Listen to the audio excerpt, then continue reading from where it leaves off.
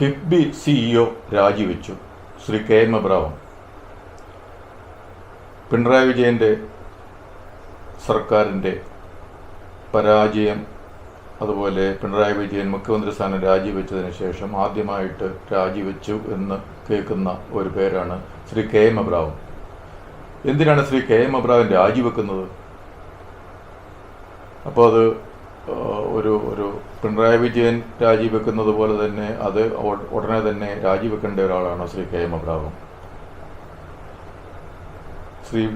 ഈ KM Abraham എന്ന് പറയുന്ന ആള് 2017 റിട്ടയർ ചെയ്ത ഒരു ഉദ്യോഗസ്ഥനാണ്.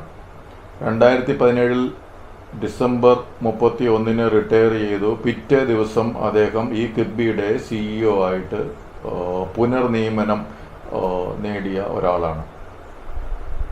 അതുപോലെ കുറേയധികം ആളുകളുണ്ട് ഇങ്ങനെ റിട്ടയർമെൻറ്റിന് ശേഷം ചിരഞ്ജീവികളായിട്ട് ഉദ്യോഗസ്ഥരെ ഭരിക്കുന്ന അല്ലെങ്കിൽ ഉദ്യോഗസ്ഥരായിട്ട് ഒക്കെ തുടരുന്ന കുറേയധികം ആൾക്കാരുണ്ട്.